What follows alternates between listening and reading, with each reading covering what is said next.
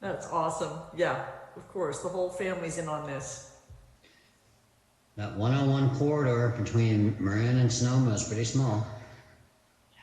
Yeah.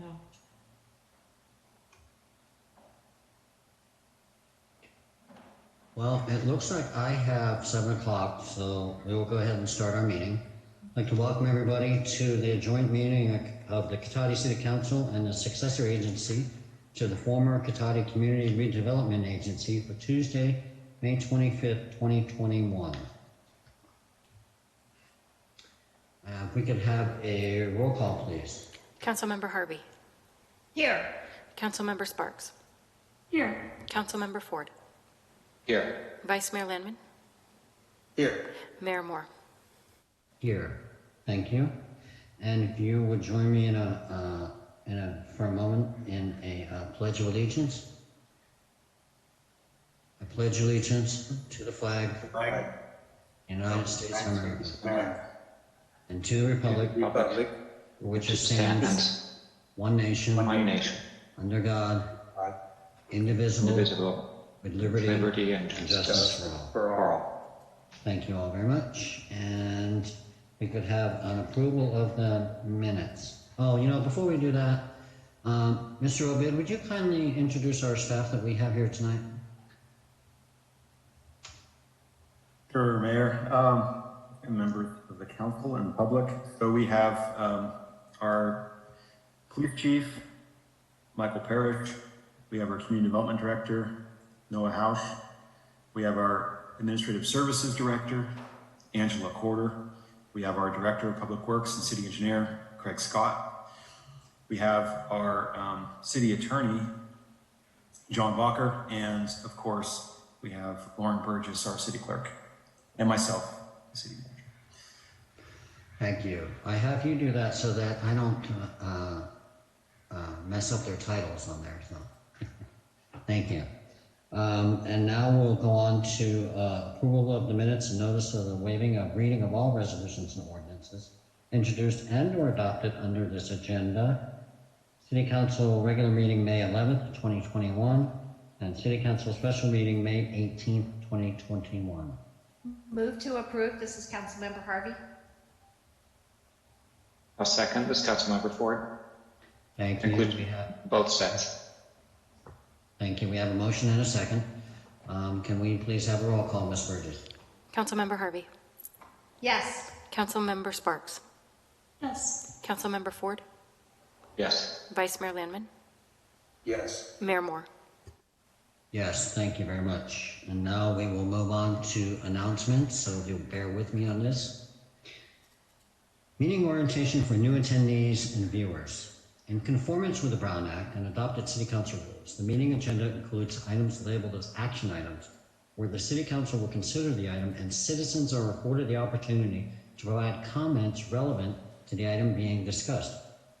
The meeting agenda also includes a citizens business item, and citizens are afforded the opportunity to provide comments relevant to the item being discussed. The meeting agenda also includes a citizens business item, which is the designated place on the agenda where citizens have the right to say whatever they wish. The City Council may or may not choose to respond to comments as the government code allows. However, if the City Council declines to respond, it should not be perceived as giving credence to or agreeing with any statements that the City Council or its members believe are incorrect, misinformed, or purposefully biased. Measure S supports police services, a variety of recreation programs for all ages, and the maintenance of our streets, parks, and public buildings. See details on the web at cotaticity.org. Citizens interested in receiving City of Cotati community alerts via text or email are encouraged to sign up at nextvote.com or by texting your zip code 94931 to 888-777. Like always, we'd love to hear from you, so please feel free to contact the city at 707-792-4600 or info@cotaticity.org. If you have a non-emergency issue after normal business hours, you can contact us at 707-792-4611. And of course, if you have an emergency, please contact 911. Continue to look for updates on the city's website and social media channels available on Facebook, Instagram, Nixle, and Nextdoor. And right now we're going to move on to proclamations.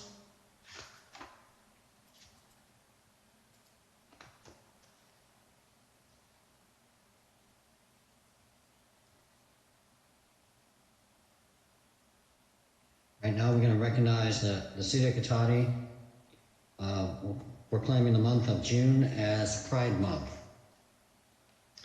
So whereas Cotati's LGBTQ+ lesbian, gay, bisexual, transsexual, queer community is comprised of individuals, families, and allies who are an integral part of the fabric of our city and who demonstrate pride in and commitment to our city throughout the year by virtue of their contributions to its economy, culture, and quality of life.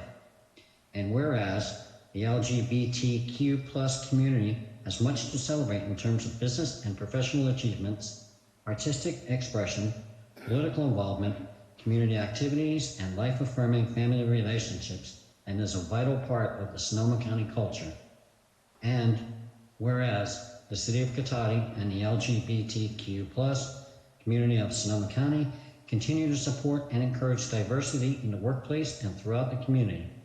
And whereas the city is proud of its skilled, talented, and dedicated employees, including the LGBTQ+ community, who work tirelessly to provide services to the people of Cotati. And whereas the City of Cotati celebrates Pride Month with the LGBTQ+ community and will fly the Pride flag at City Hall for the month of June. Now therefore, be it proclaimed on the 25th of May, 2021, the City Council of the City of Cotati hereby celebrates the month of June 2021 as Pride Month. And I don't know if there are any comments that the council would like to make, or if we have anybody in attendance that would like to make a comment on that. I would open it up at this time. Mayor Moore, I'm going to check in with our call-in listener with the Thank last digits of 4245. Is this Chris Cranmora?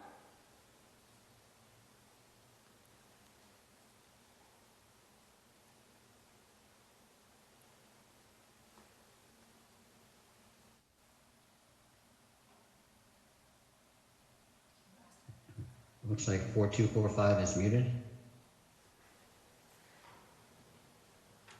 We may need to come back to that number. Marjorie Crump Shears, go ahead.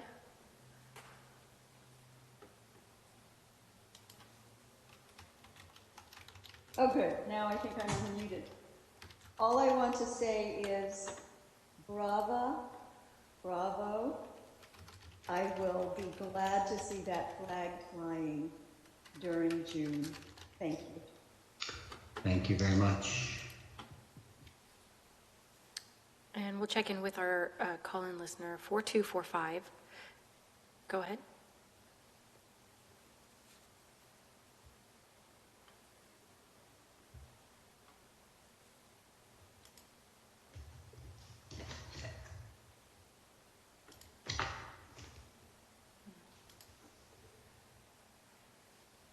Well, we can come back to that in citizens' business if they are able to rectify the, oh, there we go, never mind, go ahead.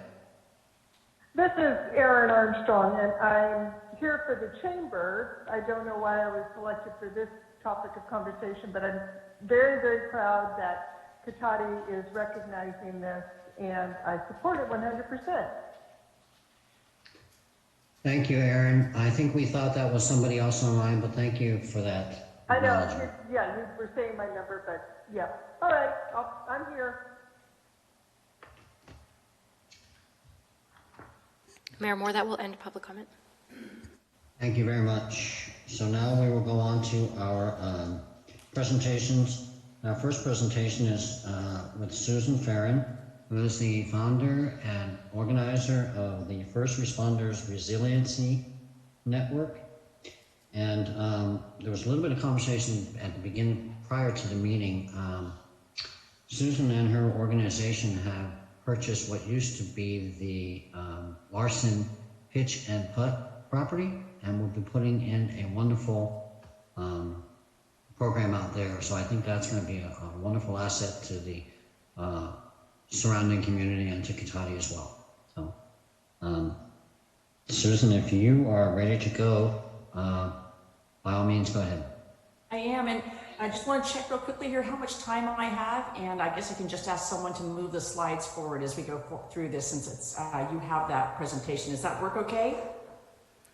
That works fine. And how much time do you think you need? Oh, 10 minutes? Is that enough, or is that too much? No, that's more than enough. That's fine. Okay, okay. I'll make this as succinct as I can. I just wanted to introduce the City Council. First of all, thank you for giving me an opportunity to speak about our organization.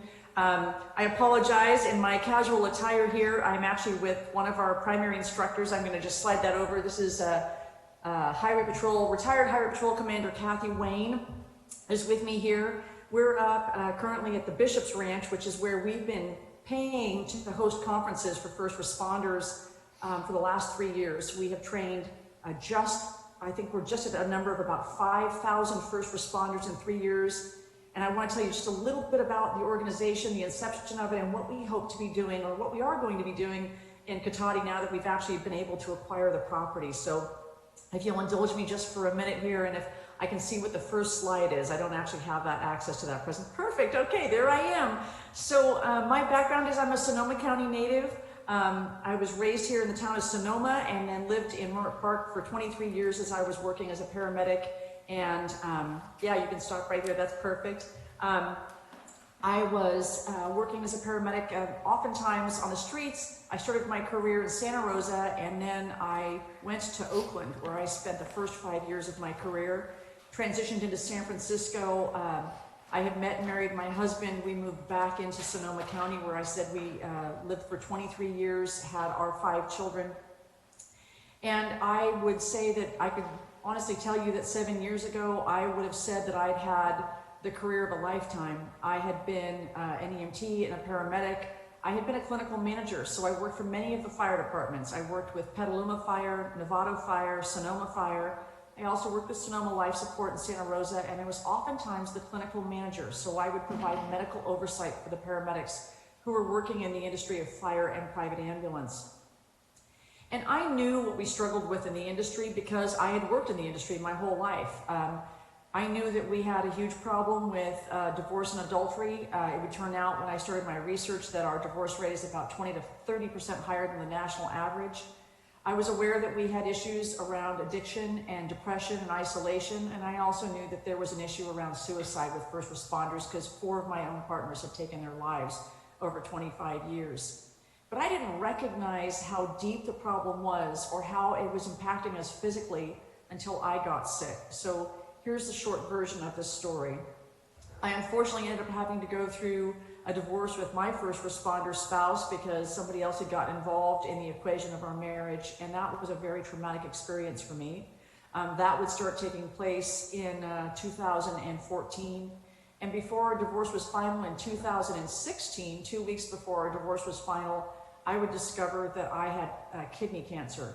So I began to urinate blood and was taken into Kaiser, where they discovered initially a kidney tumor that they were going to have to remove, and then after doing some scans, etc. on me, initially they thought I had a terminal diagnosis. They thought it was in my liver as well. So for a couple of days there, I was given about a 12-month life expectancy. They thought that it had started in probably my colon or in my chest. And after they did a lot of testing on me, and then I also went through major surgery, they discovered that I did not have cancer in my liver. I had actually a birthmark, kind of a hemangioma, like a port wine stain, that showed up as a mass in the scan, which turned out to be a birthmark. Just unbelievable. I call that my stay of execution. So when I was in the hospital, one of the doctors came in about 3 days post-surgery and just made this simple comment. He said, "We see a lot of this in first responders." And I said, "You see a lot of what?" And he said, "Organ cancer." Now listen, as I mentioned, I was aware of what we struggled with on the job. I knew that we had these issues around substance abuse and depression, stuff that nobody talked about, right? That was a story that we all knew inside, but we weren't talking about that, and it certainly wasn't being disclosed in the public. But I had never heard anything about organ cancer in first responders. So when I got out of the hospital, I started researching organ cancer. And the next thing I found out was a link to both strokes and heart attacks in first responders. And I would find information like research that indicated that first responders had a life expectancy of 15 years less than civilians. We had a 40% greater chance of taking our own lives and dying in the line of duty. Our divorce rate was 20 to 30% higher than the national average. We had huge issues uncharted on substance abuse and all kinds of issues around impulsive and aggressive behavior. And I knew that there was some of this was going on, but what I didn't understand was why we had never been able to deal with it. Everything that has been afforded us in our industry, and I've been in this industry my entire life, is reactive. See, post-traumatic stress was something that Vietnam vets had. It wasn't something that first responders had. Nobody discussed it in this venue. And everything that we had been offered had been after we were sick. So after we began to exhibit signs of post-traumatic stress, whether that was irrational behavior, whether we were depressed, whether we were having trouble arriving up at work, whether we were going through our third divorce, whatever it was that was going on, we were offered help after we began to exhibit these symptoms. And like I said, unfortunately, not uncommonly, the solution to the pain, the psychological pain of what we see, hear, and smell is sometimes suicide. And so I knew that this stuff was happening in relationship to what we were doing because we were having a response to it by providing the employee assistance program. We had something called debriefings that we did, and we also had something called peer counseling. So I want to be real clear about this.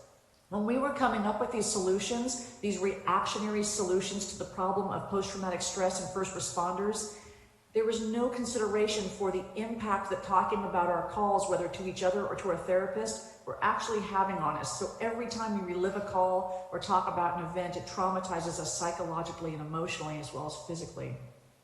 So what I thought about was, if we can come up with a reactionary program to a problem, why can't we come up with a solution to stopping the problem from coming up in the first place?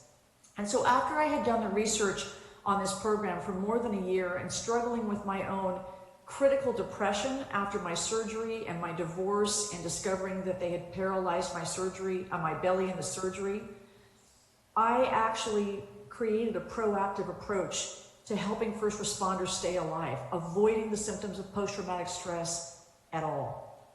And after I did that, I went to Sonoma Fire. I gave my first presentation where I got this incredible testimony from the firefighters about, oh my gosh, holy crap, which is a nice way of putting it that they put it. What are you going to do about this? What can be done about this? And I realized we didn't have time for this to go into the academies and be changed in curriculum because people were still dying every day from what we were seeing, hearing, and smelling. And so I took a leap of faith, and in 2017, 3 weeks before the Tubbs fire, I sold my house in the East section for the seed money to start this nonprofit. In June of 2018, I hosted our first conference out at Westerbeck Ranch in Sonoma.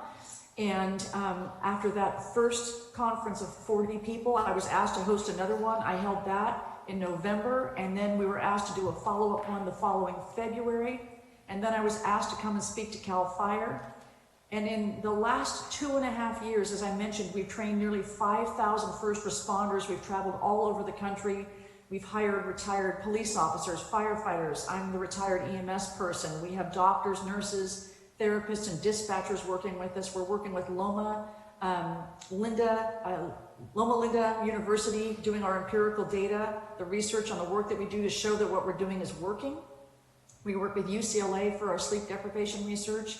And all of that is telling you about the fact that this has taken hold. I hate to say the phrase, taken fire, caught fire. This has taken a hold. And the first responders across the nation are beginning to call us to come out and do presentations. We have 22 more presentations scheduled before the end of this year. We've just trained all of the Santa Rosa Police Department, 246 of their personnel, and have signed a 3-year contract with CAL FIRE to train 13,000 of their personnel in the next 3 years. See, my dream was not to travel across the country teaching first responders how to stay alive, how to help their families, which we also do. We train their families. That wasn't ever really my intention, but I had to do something to get the word out about our work. What I wanted to do was build a resiliency center. I wanted a place where first responders could go at the time that they needed the help, not to call after they were sick or injured and have to go see a therapist who doesn't understand what they do, maybe 2 or 3 weeks away from their event. I wanted to build a center where they would have access to the work that we teach them. These are holistic modalities. We teach mindfulness, breathing, we do massage and meditation, we do yoga, we do qigong, we do all sorts of approaches that allow their nervous systems to heal and recover so they can stay on their jobs, but also get through their careers and retire successfully. So my intention all along was to have a place that first responders could go immediately, whether they were struggling after a fatal event, after a horrifying experience of fighting fire for 11 days, or struggling in their marriages, they'd have a place to go where they could get the help that they needed immediately. So all along, this has been my dream. And through an act, a miraculous act is all I can say, is I went out quite by accident and saw that property on West Sierra Avenue, and the owners knew of our organization and assisted us through a generous donation and some help launching a capital campaign to acquire that property.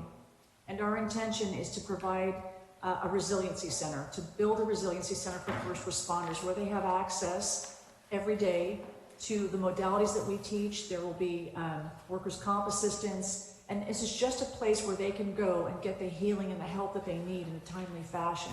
Our hope is that one day we'll be able to host our conferences there at that center, and that would just require us to either do temporary housing. We never have more than 40 people on a site at any given time, and or transfer them off the property to stay in a local hotel if we need to do that. So we have to go through the permit process and all of that. But I got a chance to speak to the mayor. Thank you, Mayor, for giving me that time. And he gave me the opportunity to introduce the work that we do and to share our vision to be able to make Sonoma County the first home of the First Responder Resiliency Center. And then we're going to try to get these centers built across the nation, get the first responders the help that they need and the support that they need so that they can keep themselves psychologically, physically, and emotionally well, and so we can take care of those who are saving us and saving our lives. I didn't even go through my slides. You can slide the next PowerPoint there, see what my next picture was. I don't even know what that slide was. Why we exist is because post-traumatic stress is a real issue and we're dying. Next slide would show the only thing ever offered to us has been reactive after we were sick or injured. You can go ahead. We can't talk first responders into better behavior. I want to talk very briefly and then I'll close up for this conversation. You can't give police officers more information about sensitivity training and send social workers out with them. That won't change the behavior. Impulsive and aggressive behavior is coming down to nervous system behavior. These people are in a constant state of fight or flight. They don't even know how to shut it off. No one's ever taught them. We'll spend $50,000 onboarding a new officer into any department to protect their bodies and to give them equipment to run their jobs, but we won't spend a dime training them on the most important piece of equipment they'll ever have in their lives, their brains and their spinal cords, their nervous systems. That's what we do.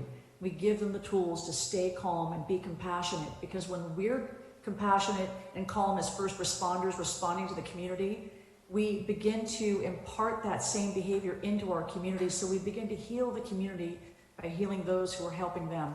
The next slide. These are some of our instructors. Commander Wayne is the one you're seeing there over the floor from the right. Dr. McCullough, former chief of the emergency room at Memorial, ex-military folks, family members, naturopath physicians, lots of us out here. And the next slide. This is where we are right now in Bishop's Ranch.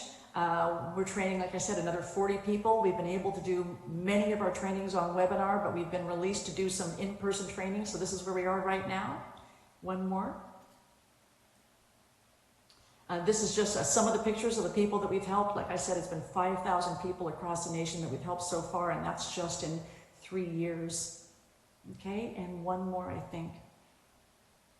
Oh, those are some milestones. We got the Jefferson Award this year for outstanding service to a community, and we've been able to be on a PBS special about sleep deprivation. We trained folks on that. We've written a book called Responder Resiliency to help first responders stay well. And one more slide. This is the center that we want to develop and some of the things that we want folks to be able to access. We're also going to provide cancer support. As a cancer survivor and many of the first responders struggling with cancer, we'd like to also provide some cancer support at this center. And we're going to make this beautiful. It's going to look like it's part of our community. It's not going to be an albatross out in the middle of the field. We're going to make this really connect with nature. And I think we've got another slide. That's just a drawing that I had done of what I wanted that center to look like and how we would divide up the modalities for teaching. And one more. This is the property that we've just purchased. You all may remember this as the Washoe Golf Course. And one more slide. That's part of what the buildings have as a 2,400 square foot clubhouse there that we hope to be able to use as a classroom. In the interim, we'll try to use it as an office, but we're hoping to get permitted to use it as a classroom and just teach some classes. We do 2- and 3-day classes. Okay, I think there's probably another one. This is probably the most important thing that I want to say. If you want to thank the first responders for all they've done, thank them by helping us save their lives.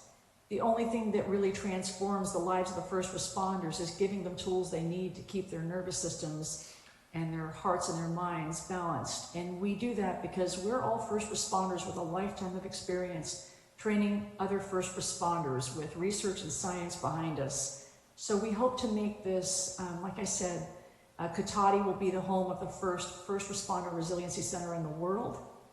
And we will use this beautiful place as a place of recovery and resiliency for the people who deserve it most. So thank you so much for giving me a chance to tell you that story in a very prompt way. If anyone has any questions, I'd be delighted to answer any questions you might have. Thank you, Susan. I think that's critical work, and I think that's really important. So I think we'd be proud to have you in the community. I don't know if we have any questions from the council at this point. Ben? Not a question. I just want to say I'm excited to have you coming. I wish you were in town. You're close, so happy to have you in the community. Thank you. Well, I'll be moving on to the property, so I'll be there. Perfect. Vice Mayor Lyman? Thank you, Mr. Mayor. Yeah, I'll second that welcome, Susan. And I wonder if you could briefly just give us an update. I was interested when you were talking about modern medical recognition of the effects of sleep deprivation. Spent 30 years as a fireman, remember that, and as a paramedic. We were the first generation that actually kind of did that full time. And I know that some of us had a real hard time. I certainly did. Others did better. I always look back certainly with some regret with that too. It was difficult, but I'm curious, what is the current medical thinking in that? I mean, it goes with the job. So how do you counsel? How do you help? And what are the impacts we find long-term now that we have a generation past where we can study this? Wow, that's a great question. I haven't been asked that before, and I'm delighted to answer that question. So we do know that long-term consequences of sleep deprivation increase the chances of stroke and dementia. So we're intimately aware of issues around the long-term consequences of sleep deprivation. We also know that if you get less than 6 hours of sleep on an average, you have a 40% greater chance of having a stroke. So it's not uncommon in young responders to have those kinds of sleep deprivation related injuries. But more importantly, that sleep deprivation also makes it difficult for them to do their jobs and to be objective while they're on duty.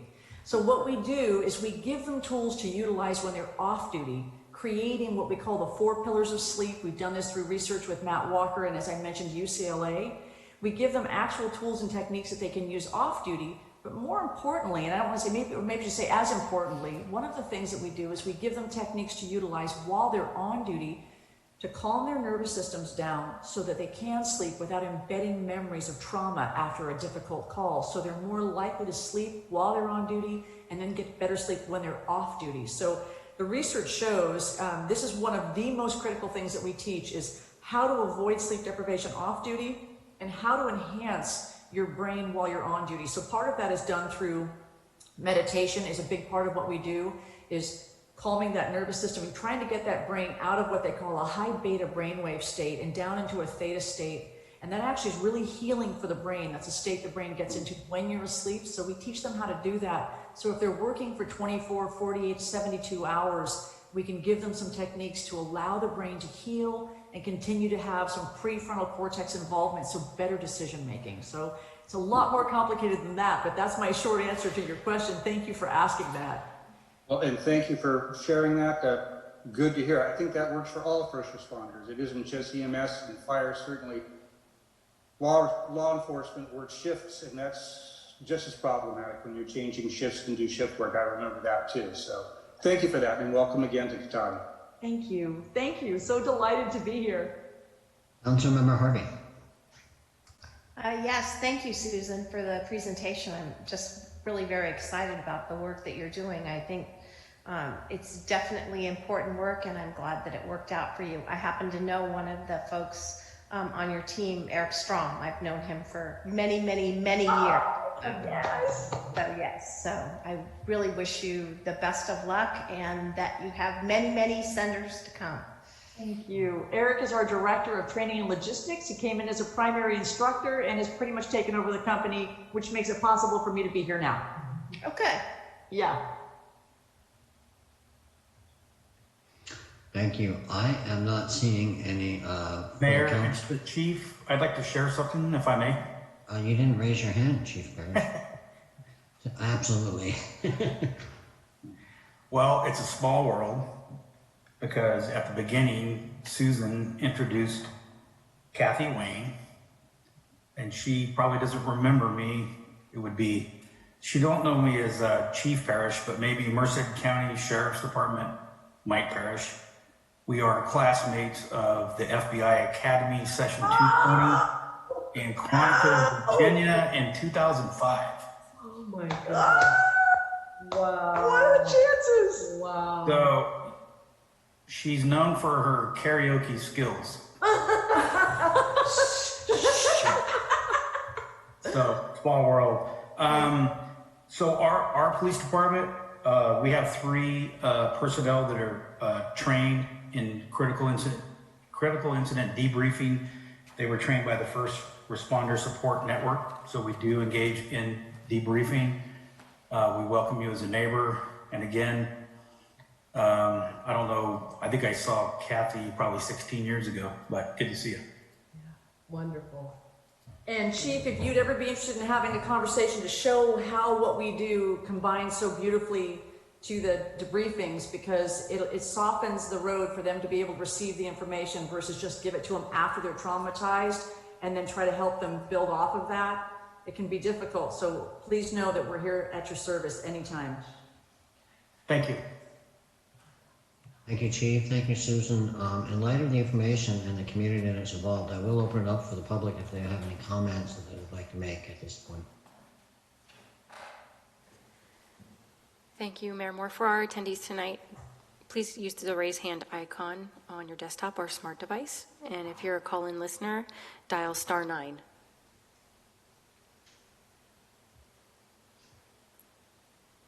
And that will end public comment. Thank you very much. Susan, thank you so much for that presentation. Great success moving forward, and I think you're going to be a wonderful addition to the community. Thank you. Thank you all for your time. You're welcome. Okay, now we will move on to approval of the final agenda. Any changes to that, Mr. Ovid? Thank you, Mayor. No proposed changes. Okay, thank you. Now we'll move on to citizens' business. Any member of the public wishing to speak to the council on any item listed on the consent calendar or any matter not listed on the agenda that are within the subject matter jurisdiction of the council may do so at this time. Pursuant to the Brown Act, the council is not allowed to consider issues or take action on any item not listed on the agenda during this period. Pursuant to City Council Policy 2017-02, comments of any member of the public are normally restricted to 3 minutes in length per person for matters not on the agenda, and a total of 3 minutes per person in length for any matter and all items on the consent calendar. The mayor may extend the time limit for reasonable time where a disability accommodation has been requested. Thank you, Mayor Moore.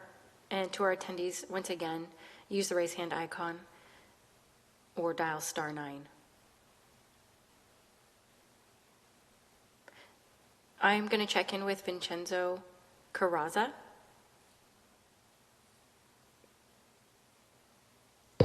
Yes, hi, can you hear me? Yes, go ahead, please. Thank you, City Clerk. Good evening, Mayor, Council, fellow Americans. My name is Vincenzo Carrazza, a veteran from the local Veterans of Foreign Wars Post 3237 and I am here to again invite you to our upcoming VFW's Memorial Day event. This is an opportunity to learn about military culture. We will gather outside in front of the flagpole at the Veterans Memorial Building at 8505 Park Avenue in Cotati at 0700. That's 7 o'clock in the morning for a PT formation, which is socially distanced between 6 to 10 feet apart with mask on. We will salute the flag as it is slowly being lowered to half staff. Taps, which is a traditional bugle song during funerals, will be played and names of the fallen will be read. Then we will somberly disperse. What better way to start the upcoming Memorial Day than by joining the Veterans of Foreign Wars, Post 3237, as we commemorate ultimate sacrifices of our service members for this great nation. It's a quick outdoor ceremony where your risk of catching COVID is low, but the risk of catching patriotism and love of your country very high. Can you handle it? Thank you and have a good evening. Thank you, Mr. Carrazza. That will end public comment. Thank you very much. Now we will move on to our consent calendar. Do we have any items that are interested in being pulled on this consent calendar by the council? Mayor Moore, if I may interject, we have a late You hand certainly. for citizens' business and public comment. Oh, okay, we will go back to citizens' business. Thank you, Ms. Burgess. Marjorie Crumpshares, go ahead.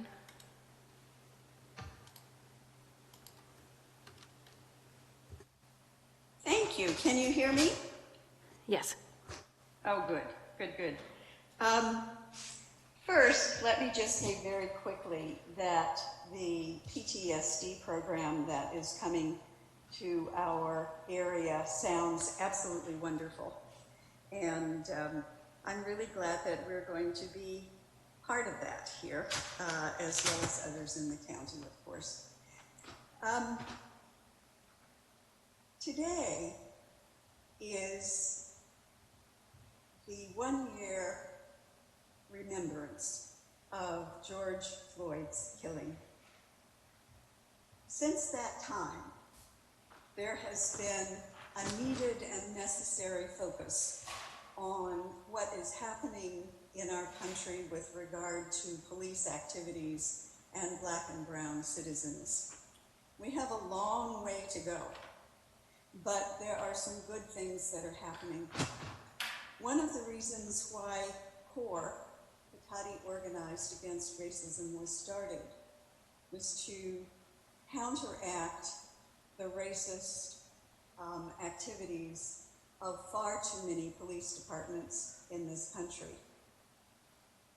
As part of our work, we have looked at what's happening in Rohnert Park and Cotati. We chose to focus on Cotati because most of us live here. We want our community to be as open and transparent and inclusive as possible. And we know that our city council and to some extent our police department support that.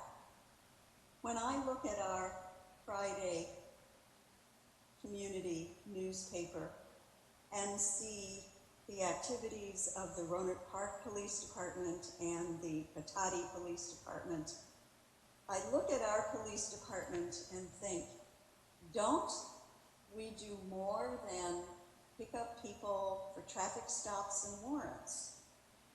That seems to be pretty much what's there.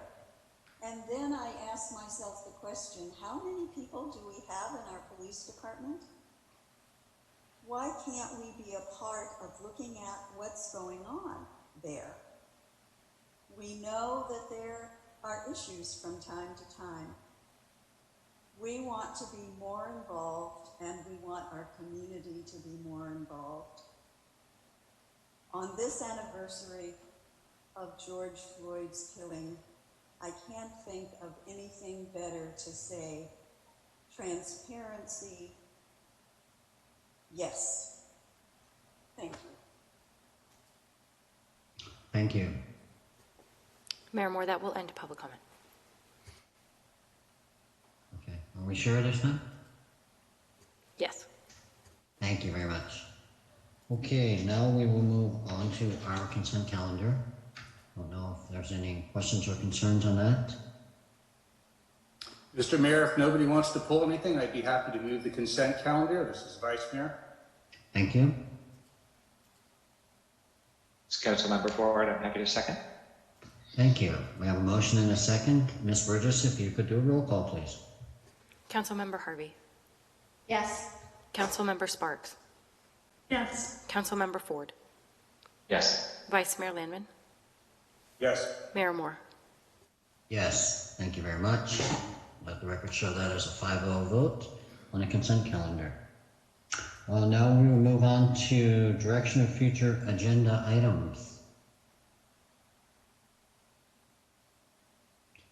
Any agenda items that the council would like to see at this point? Could I ask a question?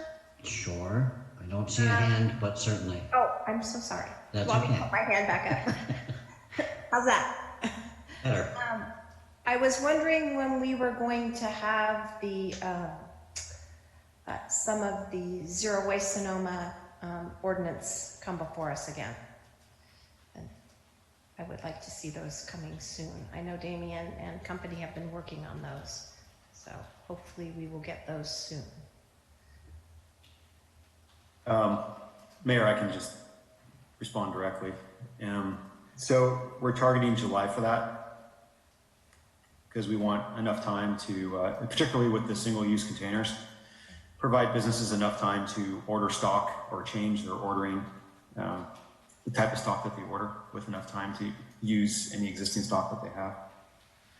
So July is what we're targeting for that. All right, thank you. Thank you. Okay, with that, let's move on to our regular agenda. And the first item on that is the Katati logo program. Mr. Obid, are you doing that?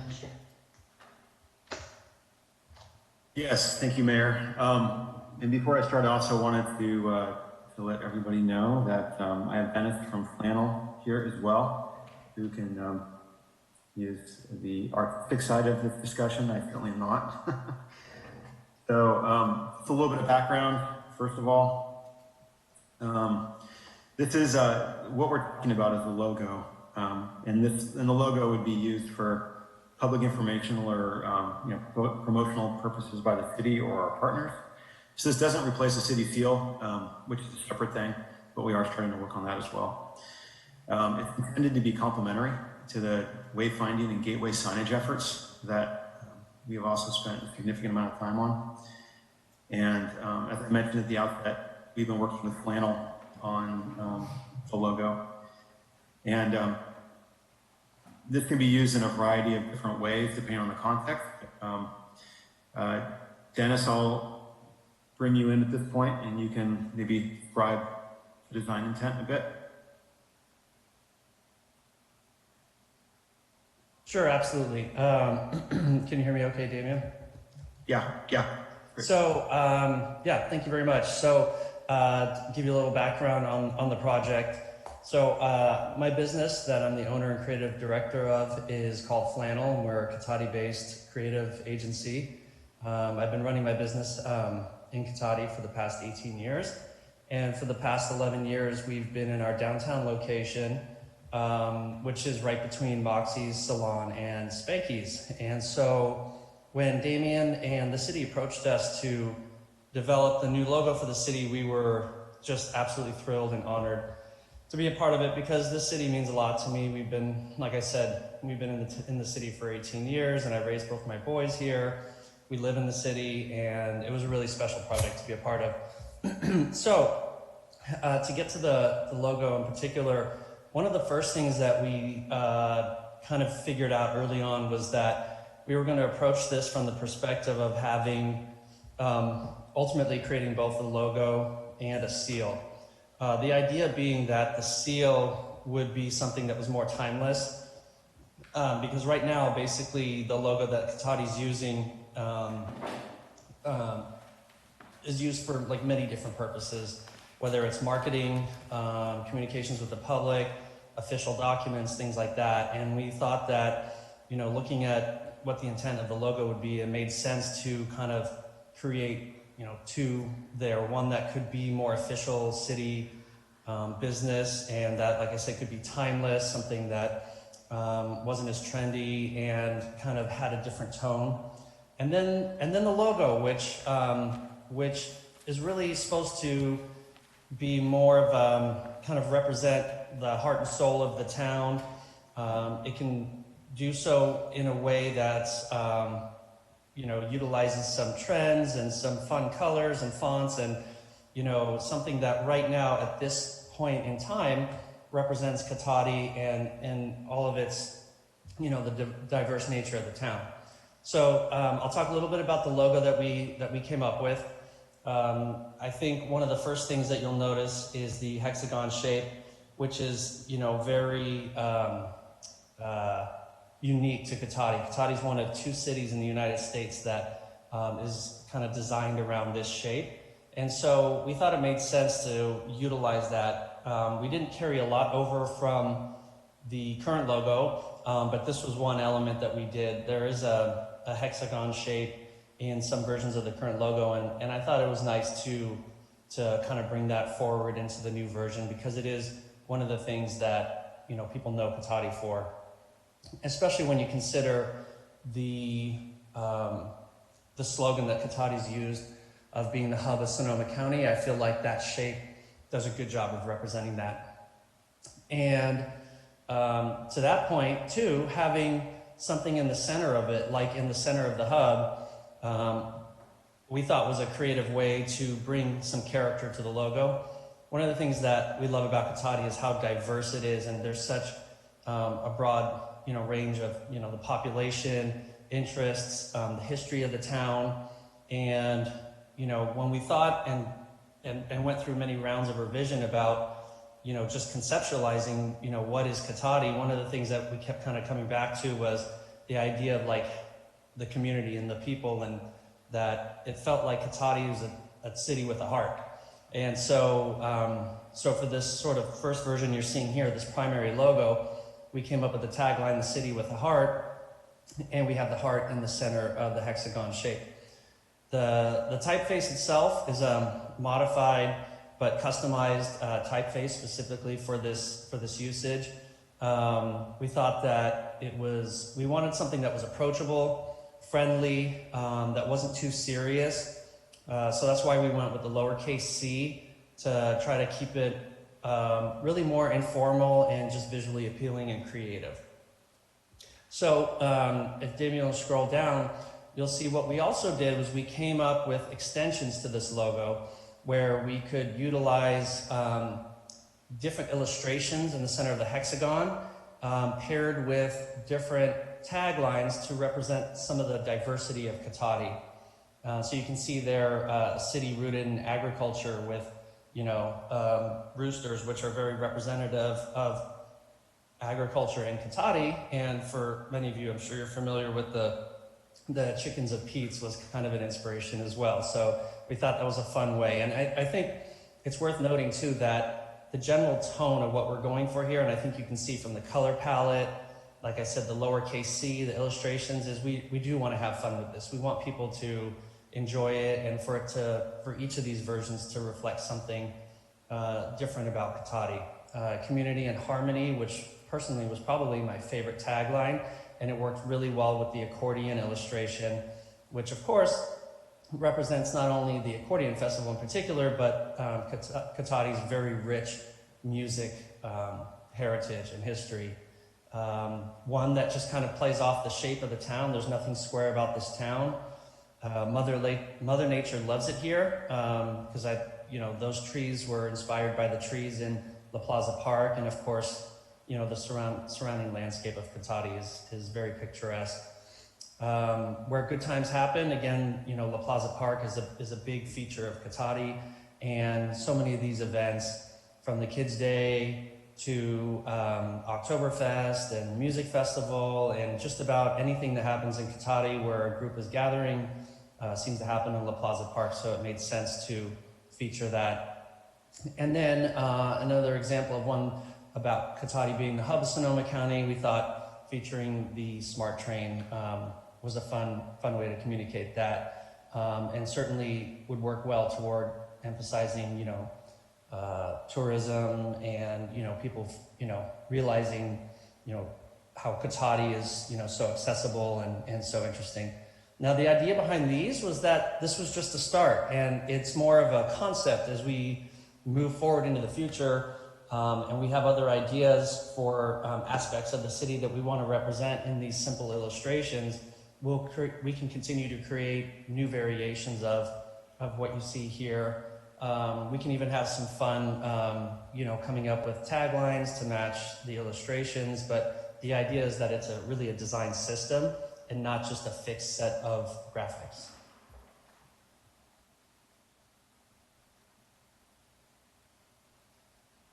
So then, essentially that, what I just all went through lays the groundwork really well for the rest of what you're going to see, and what you're basically going to see is just variations of that. So this is an alternate logo design, and it's not a one or the other. It's going to be part of a larger ecosystem of graphics that we can utilize in different ways at different times. And we'll have a style guide that we will create that will, sort of define and help to regulate the usage of it once it gets outside of our hands, so that that the logos are used in a consistent manner. But this is kind of a fun way to incorporate the graphic into the actual logo type itself. And then you'll see that same concept applied with the other 6 illustrations and colors. Yeah, right here, exactly. And then if we go on,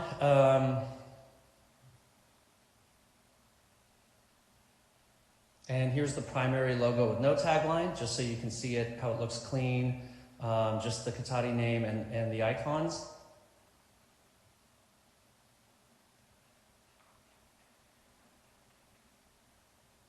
So the taglines are nice, but the logo can be used on its own, without the taglines.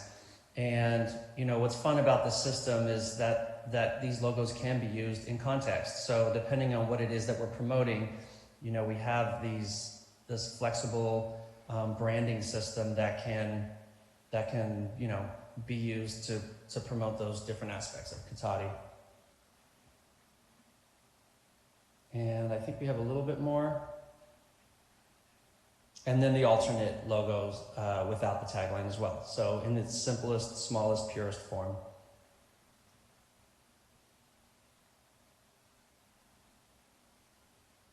So that's the logo. We had a really great time coming up with these ideas. It took many rounds and many months of work to get to these finalists. We really enjoy working with the city. Everyone we worked with cares so much about this town, and it really showed in how much time and effort we all put into this product, and we're excited to show it to the city council. Yeah, thank you, Dennis. And I'll just wrap up, Mayor, by saying that after tonight's, the intent is to start utilizing this in various ways. Probably the first project that we would undertake would be this refreshed street pole banners. So the banners that would hang on the street light poles along Old Redwood Highway in particular, that have the banner arms but need a decent banner system. So that's probably gonna be the first real visible project that we would see around town. Thank you, Dennis. Thank you very much for the work on that. Thank you, Damien. We obviously have questions from the council, so I'll start off with Councilmember Ford. Thank you. I love it. I really love the concept and the designs. I had one comment for City Manager Obid, that maybe the first task would be to change from the seal on our Facebook page to the new logo. That could be even quicker than getting new banners. And then the other question was for you, Dennis, about the use of the primary versus alternate logos. I really like the alternate with the symbol being the O, and I'm curious about the style guide. Like, what are circumstances where you might use the one you call primary? Like, what drives that? Is it just needing a long horizontal one versus something more square shaped, or? Yeah, actually, that's a very good point you make, and that certainly is one example of when you might choose one over the other, depending on the available space. I can tell you as a designer, there's nothing more frustrating than having to fit, a square peg into a round hole, so to speak. When you have a logo that you need to integrate with a design system or a layout that doesn't really accommodate the shape of that logo. So it's nice to have what we would just generically call a vertical and horizontal version of the logo. So that's certainly one instance. Generally, the primary, the more official some communication is, or the more, the more widely the logo might be used, the more you would want to use the primary version. And then the alternate versions can be a little bit more for some, more like, event promotion or something like that. That's not going to be a permanent thing. Like, we're promoting, this year's event, and, we can have a little bit more fun and use more of the, the variations of the logo. Where if, let's say one of the, signs around the city that, are going to be more permanent, we probably lean toward using the primary version. And truthfully, a lot of that hasn't been determined yet. So, one of the next steps that we would take is, creating that brand guide that would kind of outline some of that usage. And that's one of the steps that we have upcoming, in addition to the banner work, as Damien mentioned. So, yeah, that's a very good question. And I think that pretty much covers it. Thank you. Councilmember Sparks? Thank you.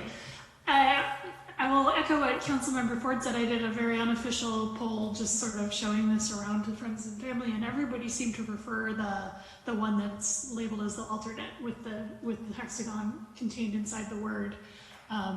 So I would wonder if that, maybe we could think about whether it's worth swapping the alternate and the primary. But I just love the colors. I love the font. I love everything about it. It's great. Thank you so much. My pleasure. Thank you so much. That's very nice feedback. Vice Mayor Lyman. Thank you, Mr. Mayor. First of all, I concur with the comments I've heard from my colleagues generally. I think this is a really good concept and a great start for us. I like the palette and I like the font work. It's very smart, very clean, and understated. And I think that's a good fit for the community and what we're trying to do here. I think it would work excellently. I like the concept in particular of having this variability to be able to use this as a branding system instead of one specific logo that's popped in the same place every single time. We have a workshop where we can fit different spaces. I see why the primary is shaped the way it is, because typically you're wearing kind of a square space or a round space you're trying to fit, but at the same time we can make this a vertical. We can do any number of things, and so I think that's really helpful. So certainly for marketing, public information, I think this is good. I would say, though, and it's mentioned in the report, that this isn't really to replace our seal, and yet at the same time, we know it is time to redo our seal. And in fact, we've been talking about this since before COVID, but then COVID hit, and we all know how that went. But I would like to see some continued and deeper work there. I think that this works perfectly for what it's doing, but as a seal, it's not quite that. So clearly we'll need something, and perhaps some way to tie them together in terms of some general shapes, perhaps colors, certainly, but I think that challenge remains, but this I wholeheartedly can support. So thank you. Good work, Dennis. Thank you so much. Thank you. I don't see any other council member hands up at this point.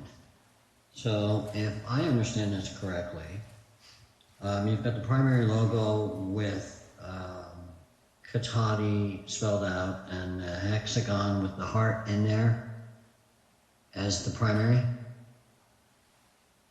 And then the alternate would be with the hexagon replacing the O. Right, correct. And then for each, you have what we're calling the extensions, where we have the different illustrations and color palette. Okay. So depending upon what we were applying it to, we could use any number of these particular extensions. Correct. Okay. Interesting. I think it's nice. It looks clean. It would work. I'm not overly thrilled with the heart in there. I think it's a little, what do they call that? Cheeky, you know? But I like some of the other ones, and then I guess imagine these would be the primary colors to match some of the existing signage we have in the community. So with that, I would look forward to follow this and come back a little bit more as Vice Mayor Lemon indicated. But I think it's a great start. Fantastic. Thank you so much. I'm not sure of some of the taglines, but we can work on that. Yeah, absolutely. And with that, I don't see any other council questions, so I will go ahead and open it up for public comment if we have any attendees. Mayor Moore, we have no attendees. Thank you. Then we'll go ahead and close public comment. And at this point, it was just a future direction. So I think Damien and Dennis, it looks like you guys have some direction to go with on that. Yes, yep. We're going to work on getting this the style guide completed, as Dennis mentioned, and starting to get it out into the community. Terrific. Okay, thank you so much, Dennis. Thank you, Damien.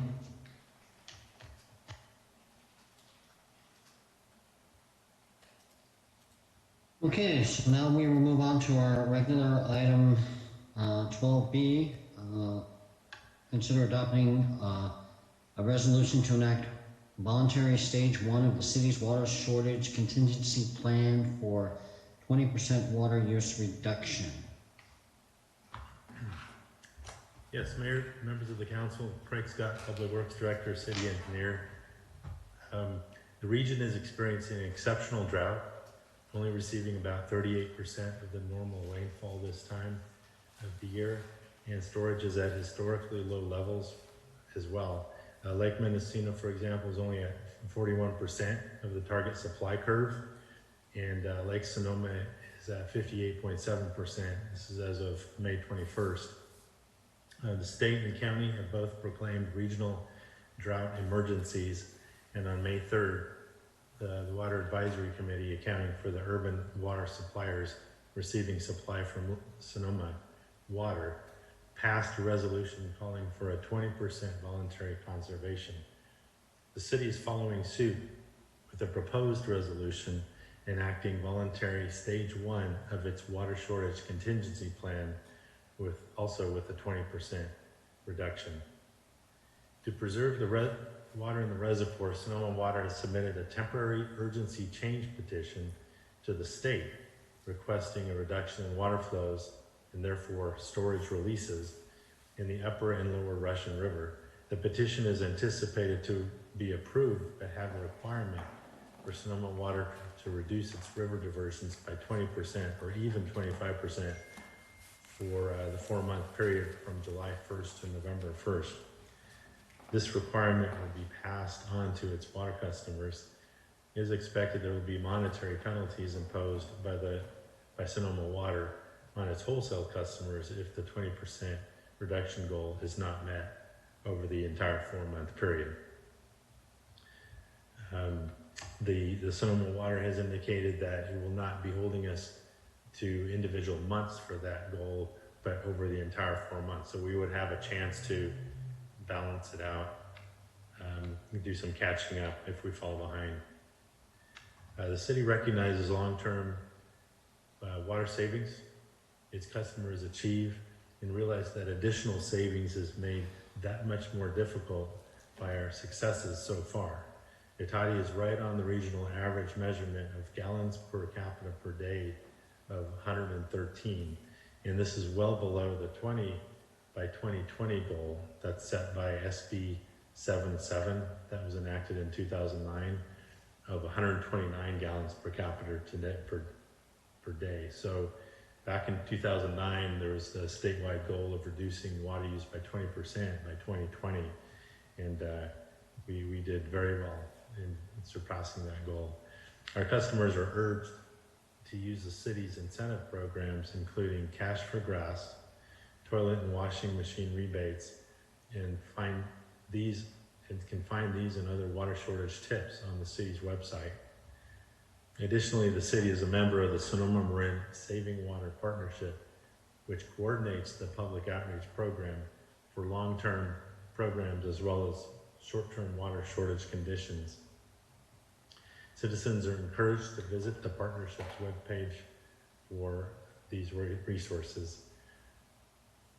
An option to enacting the voluntary reduction program would be to enact a mandatory program.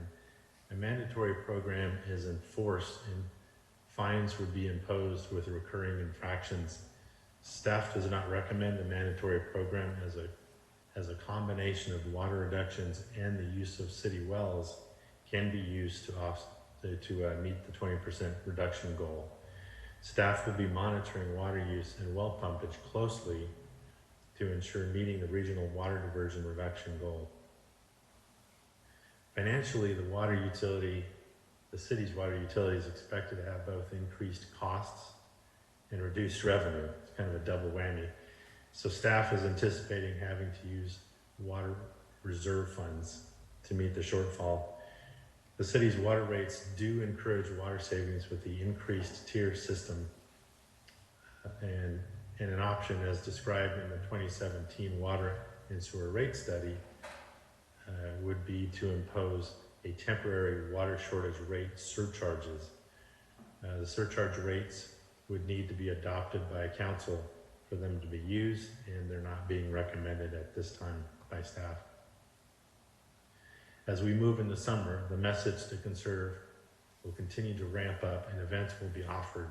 In addition to the partnership, the city works with Daily Acts, which organizes water efficiency, landscaping, and gray water workshops. Tomorrow, Daily Acts is hosting the Creating Healthy Soils workshop, and information on how to participate is on the city's website. Another event will be taking place at City Hall on June 12th with a drought drive-by event to pick up free water saving devices. Again, with the adoption of this resolution, the city would be consistent with the region in calling for a voluntary 20% reduction in water use. That concludes my presentation. I'd be happy to respond to any questions you might have. Thank you, Mr. Scott. I don't know if we have any questions from the council at this. Councilmember Ford. I want to be clear, the base for the 20% reduction is just year-ago usage?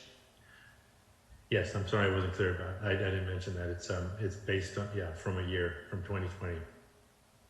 So I know since this program is voluntary, this question doesn't necessarily come into play with the current proposal, but as you mentioned, a lot of people have taken steps to reduce usage quite a bit, and if we do go in the direction of mandatory, I hope that there's some floor below which mandatory reductions don't apply or something like that. There's got to be some, minimum to, if we're aiming for 100 gallons per person per day, then households that use 20 gallons per person per day seems to me shouldn't be subject to the 20% reduction requirement, just reflecting the fact that they've already reduced their usage by 80%. So if we ever move towards mandatory, I worry about those sorts of complications. Just basing it on 1 year ago and not on some comparison to average use, we seem to be privileging the people who were massively overusing last year.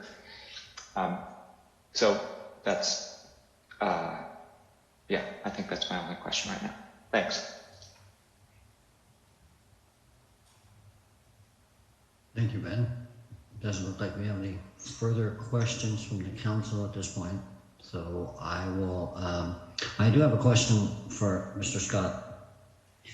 And with the voluntary reduction, if we implement this, do we have a mechanism for a gentle reminder for those we happen to recognize are not adhering to the voluntary? Yes.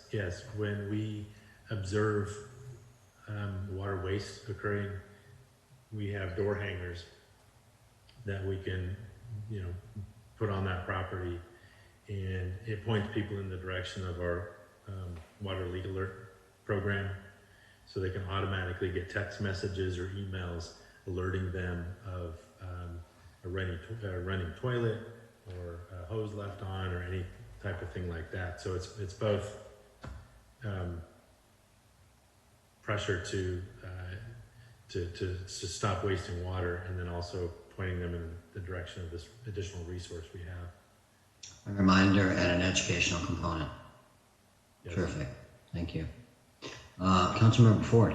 Sorry, I remembered one other question. So I'm wondering, Craig, if you have any estimate of how much of our water usage is waste in the form of leakage, either in the city system, or if there are sort of industry guesses as to how much water is toilet leaks or leaking hose bibs and things like that. Okay, I thought you were going in a different direction with that. There's the system losses, which are just water used for fighting fires, and used for flushing our mains and stuff like that. And so, and then, yeah, I do not have an estimate for those. I mean, with WaterSmart, we will get, we have put in formulas so that the program can automatically detect that, hey, this is not a program irrigation. It's actually a leak, because in the middle of the night at 1 or 2 a.m., there should be very little, if no, water use. And so if there's water use persistently showing up, then it can say, hey, that triggers a water service leak alert. So that's a number we can certainly calculate and get back to you on. I was just wondering if that was a sort of putting some money after helping people find and fix those leaks might be a way to help meet our 20%. But if it's not a significant number, that's okay. And I do want to say that leak alert program has been hugely helpful to me. I've received those leaks and found leaking things myself. The other issue was letting people know that they're actually big users of water. I think a lot of people don't have any idea where they might fall on the, I'm a big user, I'm not a big user. And so I wonder if there's any way we could put on water bills, average water use per, say average water use in Cotati is whatever you said, 120 gallons per person per day. If you are a 4-person household, list the numbers depending on household size right on the water bill. If you're a 5-person household, you're using 240 gallons per day. Just to let people know you're way over average. Yeah, Councilmember Ford, we do have such a system in place. We have the WaterSmart under a contract with us, and they prepare water bills, and the water bills have a water drop with a happy face if you're not using very much water, and then kind of a frowny face if you're above your average. And then it also shows the numbers next to you, how you compare to your the comparable group of customers in your classification. So, and then on top of that, there's a list of water saving tips that are also provided in the bill. Good. Great, thanks. Mayor, one more thing I wanted to add to one of Councilmember Ford's questions. Public Works is also working on a project. It's in our CIP to finish the real-time metering on the production side of the distribution system. So we have metering on the consumption side, but we have wells, and we also have connection points to the water agency's water system. And so part of the CIP plan is to finish connecting out real-time meters on the production side. So then it becomes essentially like a mass balance equation, right? You have your inputs and then you have your outputs, and the delta would give you a really good number on your losses, whether it's someone opened up a fire hydrant, flushed a main, or if it's just background leakage at joints. So we are working on that too to really get a much better view of the system, distribution system. Thank you, Damian. Vice Mayor Lemon? I was going to hold off, but we kind of went into some questions and some comments too, so I figured I'd just jump in. It seems like the right time to do it. I just wanted to back up Councilmember Ford's concerns. I think those are valid ones here. We were actually talking about that at home, and you know, we've bumped into this in the past. It is difficult when you have, as he well put it, a 20% overall reduction. You have places that already have voluntarily, just by their nature, kept their usage incredibly low.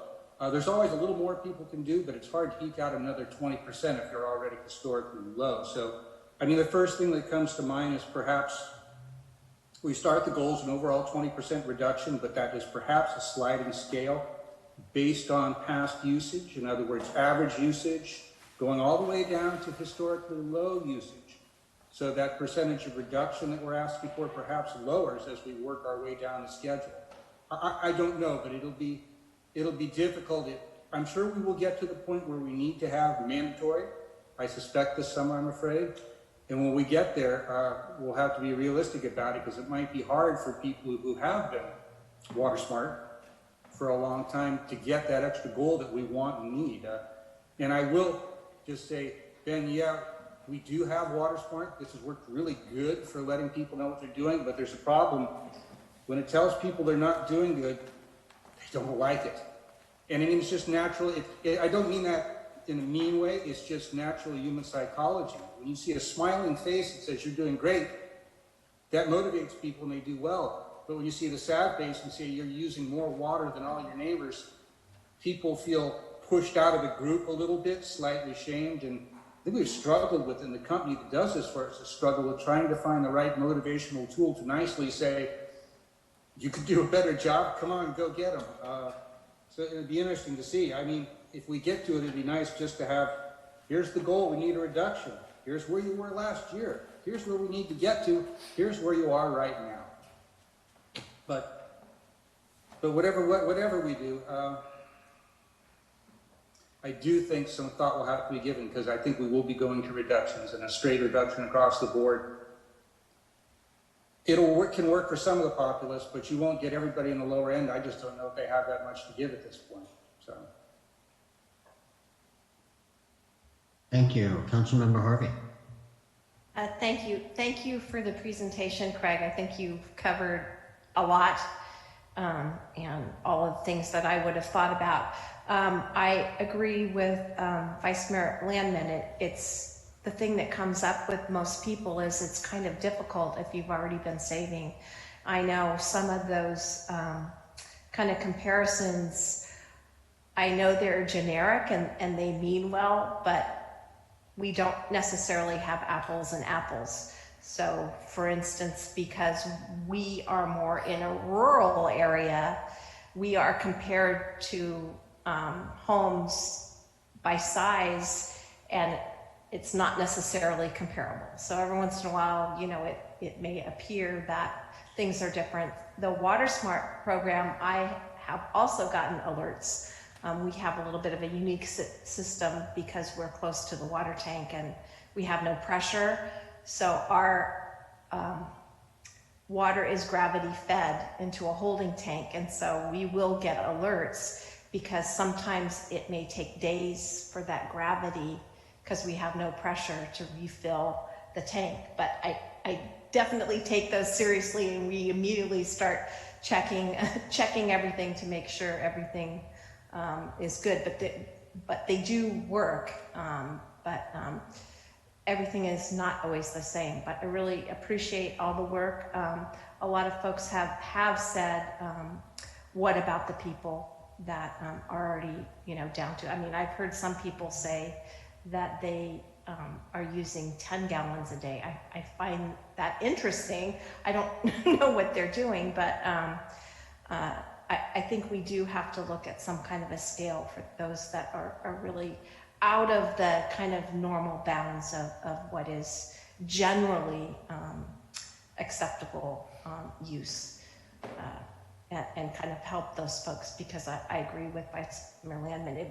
It's going to be a little bit harder for those folks to squeak out 20% more, but I think that the program where we are able to look at some of the bigger users and help them bring it in line. The good thing about this program is it's an overall 20%, and we're not doing a mandatory individual 20% at this moment. So I think that should be able to help. And I know that Damien and Craig will do a good job with balancing, our needs from our wells versus Sonoma water. So thank you for that. And I do hope that everyone will take advantage of the things with the Water Saving Partnership, and with the water site program. So that's all I have. Thank you so much. Thank you, Craig, on that. I don't see any further questions from the council, so at this point I will open up for public comment on there. And for those in the attendees, this is regarding the water issue for public comment. Christopher Cranmora, go ahead.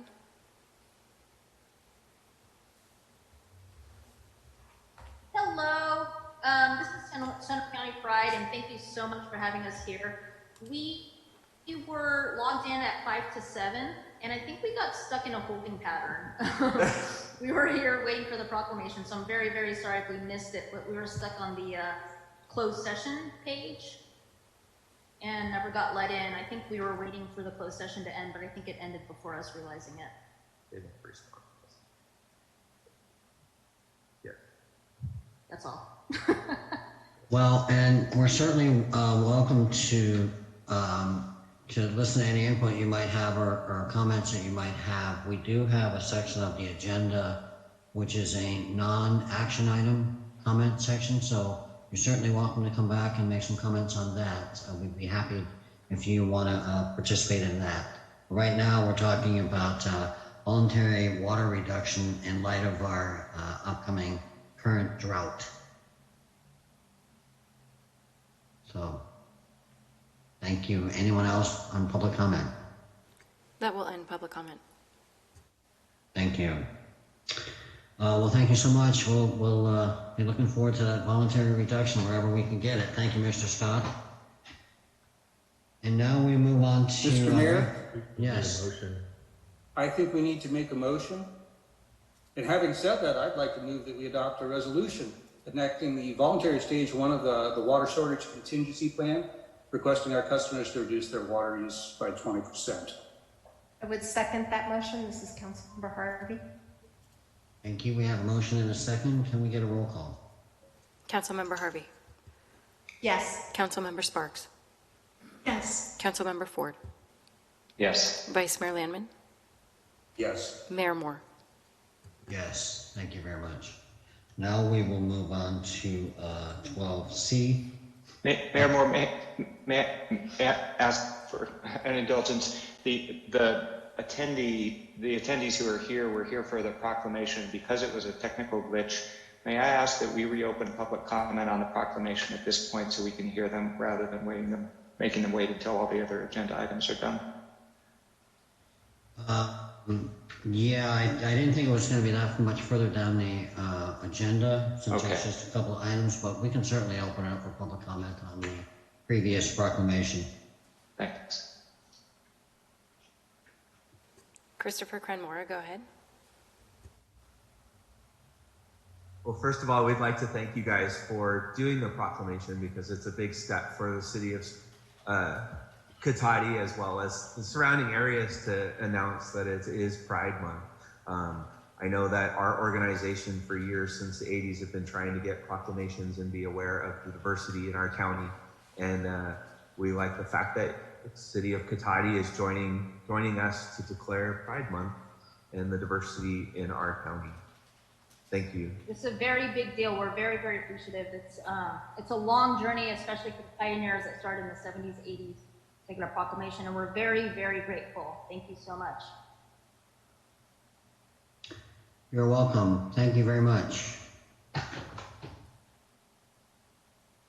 Okay, I'm going to try this again. No hands up. Okay. Item 12C, update on city council rules. Mr. Obed, are you presenting on this one? Yes, I am. I'll present tonight. Thank you, Mayor, members of the council. So, Chapter 2.04 of the Cotati Municipal Code, in accordance with a corresponding government code section, allows the city council to adopt rules governing meeting procedure.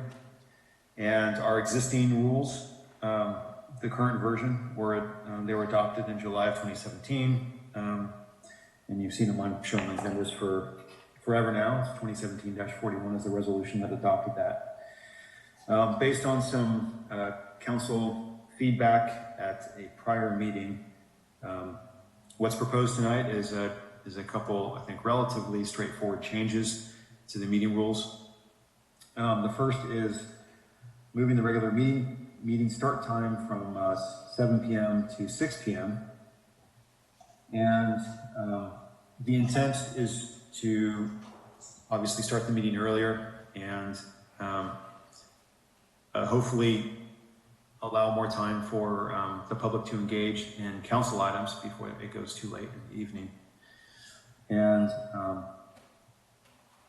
also the other small change was there was in the current rules, there is a vote by motion to extend the meeting when you get to 10 o'clock. Rather than leaving it there, the proposed changes moves that to 11. So the thinking there is that if the meeting were to start at 6, by 11 p.m., you've already been meeting for 5 hours, and it's fairly late. Most of the public will have probably gone home at that point, and it's a good. I think the perspective is it could be a good check-in point to decide if we want to continue the meeting, because there might be some time-critical items still remaining that we need to finish up, or if some of these items should be deferred to a future meeting. And then the hard stop is still in the rules at midnight, so all meetings would end at midnight regardless. And that's it in a nutshell, but I'd be happy to answer any questions. Thank you, Mr. Obed. Who would like to start off this conversation? Councilmember Sparks. Thank you, Mr. Mayor. And yet, even though it may not be public information, I know that you are the youngest one here. Well, thank you. I will start off the conversation since I was the one who sort of brought this up. In looking at the start time for other meetings within Sonoma County, we were the only city starting at 7. Everyone else was starting earlier. I can't remember exactly. I think there was 1 or 2 other cities that started at 6:30, and everyone else started at 6 or before. And having gone almost right up to midnight several times, I thought that it would be really good for public participation if we were finishing up a little earlier. So that was, I'm strongly in favor of starting at 6 o'clock. Thank you. And any thoughts on moving the procedural item voting to continue from 10 p.m. to 11? Councilmember Sparks? I'm okay with that.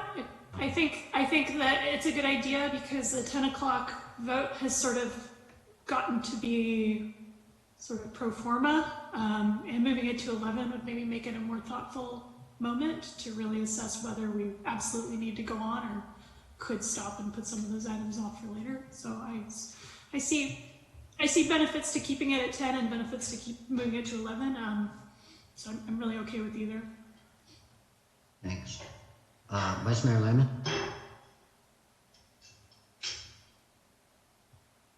This always works better if we unmute. All right. Yeah, I fully agree on moving the check-in, the 10 p.m. check-in. I think that was a great idea to come forward to have that check-in. I think in practice that we found the last few years that 10 o'clock was perhaps just a little early. And instead of being a thoughtful time to perhaps decide if we need to place some things back on the shelf to a later date, what happens is it just interrupts a meeting that's already going a little long and busy. So I really support going to 11. That makes a lot more sense. I will say honestly, on the other piece, I've gone back and forth. As I shared with Councilmember Sparks when she first suggested that, oh gosh, we've always done it differently. I don't know if I like that. And then later that night, at about midnight or so, as we were still in the middle of a meeting, I thought it was a pretty good idea to be done about an hour earlier if it was possible. So with that in mind, I have thought about it though, and the one thing that continues to wear on me and worry me a little bit though, I agree the whole concept of this is to allow citizen participation. There's a reason we have our meetings in the evening when it would have been a lot easier, more convenient for many, certainly the staff, to do them in the afternoon or the morning, and that's to allow working families to attend and to participate. Now, the problem for us is, as I look at this, for working families, is there really enough time, considering many of them will work to 5:30, to deal with daycare, go to a store, get a meal, get home, perhaps prepare a meal, and then whether it's a drive, hopefully, and a future date to a meeting, or even hop on a Zoom before 6 p.m. That seems a little tight to me. It may be just as difficult as the occasional late meeting. I do note that many other cities, the larger cities, do start earlier, but they consistently do have much longer meetings. We fortunately, as a rule, don't. I feel sorry for our newest members. If you were to only judge by the last few months, you think we do this all the time, but I can tell you historically, at least over the last decade, unless something changes in the next year or so, that's the exception rather than the rule. So I don't know if I'm convinced personally to vote for starting at 6 because I think it cuts more people out than it helps. I would suggest maybe a median of a 6:30. You get a little of both. You shave some time off the end, but you actually give people, you make sure there's time for them to show up, and perhaps that encourages them more to show up. I could vote for that. I don't think I'd vote for starting at 6, but either way it goes, I'm sure it'll be fine. It's certainly not something I feel terribly strongly about, but I think that's where I'd go with it tonight. Thank you. Councilmember Ford?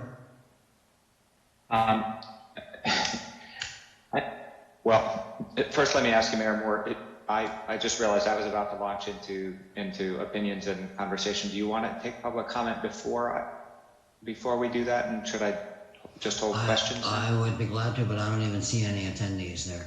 Oh, good point. Okay, thank you.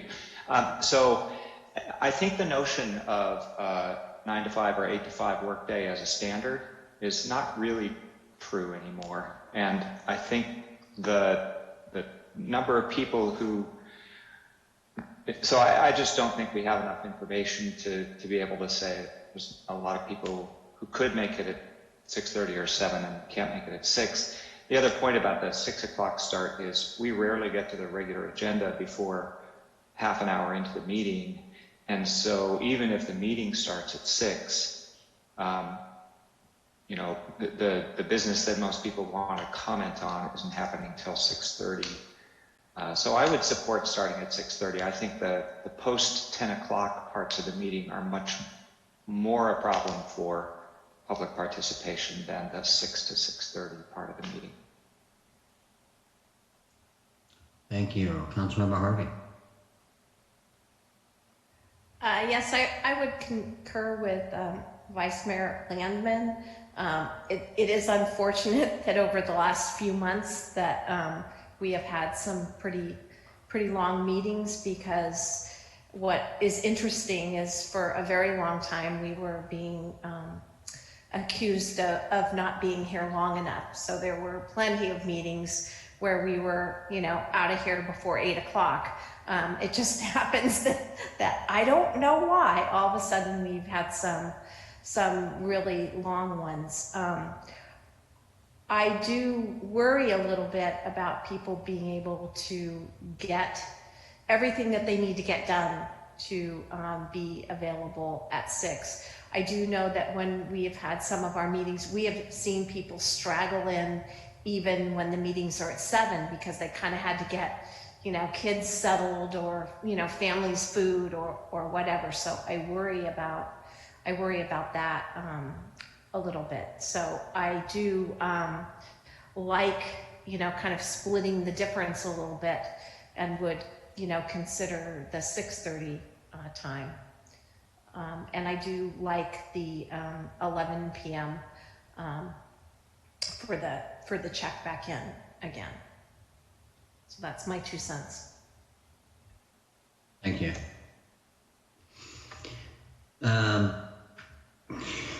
I remember historically we had these at 7 because we did have some council members that were commuting. And so they were coming up from different areas and it was difficult for them to get here at 6, even when we had sometimes closed sessions before our 7 o'clock meeting in order to not go past midnight. And I would kind of concur with Councilmember Ford on the future work is changing drastically. And we have a significant number of people now that are working from home. And so I don't think you're going to have as much of a concern regarding commute. I think you could still have some issues regarding, preparing meals, etc. For some folks after their work day. But I think with a hybrid meeting that we're hoping to go to where we would have people in person and then people able to virtually participate in the meeting, it may not be as much of a concern as previously. So I kind of like the idea of potentially going to 6 and seeing how it works, and if it doesn't work and it's too difficult for folks, it can always be changed. So that's kind of where I'm leaning on that. And I think the 11 o'clock is fine on the notification. If we're getting up to that point, it's probably a good time to take a question on whether we need to continue this or try to finish it up. So with that, I will open it up for public comment. Mayor Moore, there are no attendees. Thank you. We should have started at 6. No, just kidding. I think we've heard. If you guys are open to a motion. I'd be happy to make a motion. We'll see if it flies. We might as well just do these as 2. I thought it might be smarter to separate them. But I'll move that we move the consideration of new hearing items past 10 to 11 p.m. And I'd also like to move that we change the regular starting time from 7 to 6:30. And we'll see if that passes. I would second that motion. So we have a motion and a second. Councilmember Sparks, did you have a comment before we vote on that motion? A question that if we want to consider 6 o'clock as well, should I make an amendment and see if that flies? Or what's the proper way to consider both things? My understanding is if you have a motion on the floor, you can have another amendment to that motion. Okay. And then you can have a third amendment, but then you would have to vote conversely on the third and then the second and back to the original if that were the case. If that's correct, Mr. Rubin or Mr. Bacher? Yeah, I think it is. It seems like a simple, I think the motion was, the staff recommendation was for 6 p.m. and the motion is for 6:30. So I think the council at this point could vote on the 6:30 motion, and if it failed, take up the motion on 6 o'clock. So Councilmember Sparks, if you're not in favor of 6:30, you could vote no on the present motion, or you could try to amend the motion as well. Okay. Either way, I think you're gonna, I mean, if your substitute motion or amended motion passes, it will require 3 votes. Either way. Okay, so right now we have a motion and a second. Any further comment on that? Councilmember Ford. Just a quick question. So there's two motions. I mean, I think Vice Mayor Lyman made two motions, but maybe he'll I make actually combined them in one motion, Ben, because I thought Okay. I didn't want to separate the two items. I could if you'd like, but I figure, I know the 11 o'clock one's going to pass regardless of whether we do this in one motion or two motions. So I thought it would just be time saving not to do it. Got it. Sorry about that. Okay. No problem. Okay, so no further discussion on that motion. We have a motion and a second. Ms. Burgess, could we have a roll call on it? Councilmember Harvey. Yes. Councilmember Sparks. No. Councilmember Ford. No. Vice Mayor Landman. Yes. Mayor Moore. No. So that motion is defeated, 3-2. Do we have any other motions? Yes, I'd like to move a resolution to the City Council updating the City Council rules as included in our packet, which would change the meeting time to 6 o'clock and the vote on continuation to 11 p.m. I will second. So we have a motion and a second. Ms. Burgess, or any further comment, any further discussion on that motion? Okay, Ms. Burgess, could we have a vote on that? Councilmember Harvey. Roll call. Yes. Councilmember Sparks. Yes. Councilmember Ford. Yes. Councilmember Landman. Yes. Mayor Moore. I'm so dying to say no, but yes is fine. So we have a 5-0 vote on that. Thank you very much. That resolves that particular issue. And we will now go on to City Manager's report. Mayor, Yes. can I ask a clarifying question? Certainly. When would that start? I believe after 30 days. It's a resolution, so it'll start effective the next meeting. Next meeting, okay. All right. Will you be able to attend that at 6? Hope so. Thank you. Mr. Obeid, it's all yours. All right, so just an emergency update.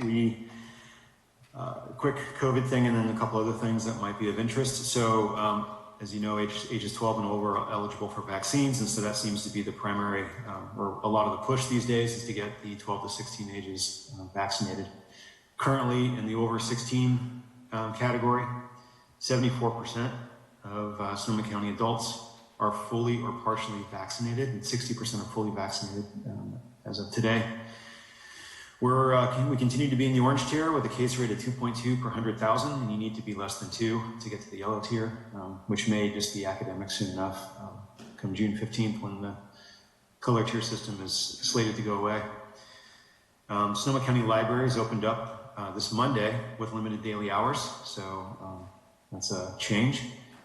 And then also June 5th, the county is beginning its evacuation exercises, starting with the Fitch Mountain area up by Healdsburg. So they're going to be starting to do some evacuation drills. We, and as a side note, Picati and Roanoke Park are also coordinating on some evacuation drills that we don't have a date on yet, but they will be later this summer. And then just a couple reminders about the rental and utility payment assistance that's available, and applications are available in the city. Through the city website, you can find the link on where the county's application is. And then also, well, I pretty much wrapped up the emergency response stuff. So with Public Works, given the actions tonight, the community center roofing project should be underway in mid-June and be complete by mid-September. So that's exciting. They finally get that done before the rainy season this year. Also, the paving preservation project that was approved tonight should get underway in mid-June and be completed by mid-August. And then on the topic of street paving, the west side sign is progressing, and we hope to bid the project in August, and if everything goes as planned, have construction in October. Just a little nugget on police training, which I thought was interesting and worth sharing, is that our department recently participated in a 2-day de-escalation 16-hour course. It's a post-certified course, and there were approximately 40 students in the class. Cotati PD was the only agency that sent dispatchers, 3 of them, and the instructors were impressed that we'd sent dispatchers, and I guess commented that all dispatchers should attend. And we are in the process of signing up all of our dispatchers and officers and command staff to also attend the de-escalation training. And then in the world of recreation, this past Friday, we hosted Energizer Station for the 2021 Bay Area Bike Tour Ever Day at La Plaza Park. And I was actually surprised to learn that it sounds like Cotati, Sebastopol, and Santa Rosa were the only places where these official Energizer stations were. So I'm proud that we were able to participate in that. And we had about 30 cyclists throughout the morning who were all very excited for a bag of goodies and some morning refreshments. And we look forward to continuing to partner with the Bike Coalition and Yuba Bikes based here in Cotati for future events. And thanks for all the volunteers that helped out at the Energizer Station. And then we're also currently sold out for about half of our camp, Cotati Summer Camp, and we're getting more signups daily. So we're hosting 9 weeks of in-person camp this summer, and also bringing back our CIP, our Counselor and Training Program. It allows teens that are too old for camp but too young to work at camp to get hands-on training for a future as a camp counselor, as well as plenty of other future job training. We'll also have multiple children's theater camps this summer for ages 4 to 18 and gymnastics camps for ages 4 to 8. And we recommend registering for these camps. Often fill up quickly. Also coming back this summer is our recurring free summer lunch program for all children 18 and under. And we partner with the Redwood Empire Food Bank on this program, where they provide the food and we provide the staff to distribute lunches after schools are out, and particularly for kids that are in school lunch programs. The summer can be a long time, so this program is intended to continue essentially the school lunch program through the summer between school sessions. And the lunch is available at no cost to any child, Monday through Friday, beginning June 7th. We're going to have it here at the community center between 12 and 12:30. There is no paperwork to complete. You can just show up, no RSVP or registration required. And you do not have to be a Cotati resident or a camp participant for the lunch program. And then we're also excited to see the weekly farmers market coming back starting next week on Wednesday, June 2nd. And this will continue on Wednesday evenings throughout the summer until the end of September. And 2 more things. June 4th, we have our drive-in movie coming back showing Little Rascals, and you can sign up for your vehicle online. And then the last is June 19th, we'll be hosting a community yard sale, again in the Cotati room. We'll be accepting yard sale item donations on June 17th and 18th. And there will be more details available for these events on our social media and website soon. And with that, I would be happy to answer any questions. Thank you, Mr. Obid. I don't see any hands raised or any questions for you on that city manager's report. I do have a couple of quick questions. Regarding the summer camp program through the recreation, are we looking at anything to potentially expand that to allow for more participants, or are we limited with our physical capacity? We have expanded it significantly from where it was in the middle of COVID, but there are still, as we speak today, there are still some restrictions. And so, you know, the expansion capability does hinge on both the staffing to run the camps, to maintain the right staff to student ratio, but also making sure that it's a safe environment for the children. Okay, thank you. Okay, thank you very much. We don't have any further questions on that. Now we can move on to public comment on non-action agenda items. We actually have city council member reports. Oh, my apologies. Who would like to initiate the city council members? Councilmember Harvey.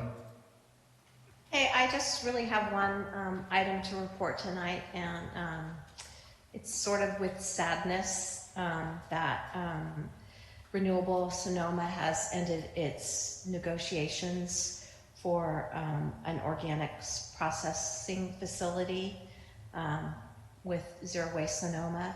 They tried and tried, but they were unable to be able to secure sufficient investment to be able to achieve that. So they have broken off negotiations with Zero Waste Sonoma, as well as with the city of Santa Rosa for the use of the land at the Laguna. So we will be circling back to look to see what our options are. So while that's unfortunate, one of the things that was done was we were able to procure some longer ability to outhaul those organic materials. So we will be doing that for a bit longer than we thought. So sad, but we'll move forward and hopefully we can find another vendor.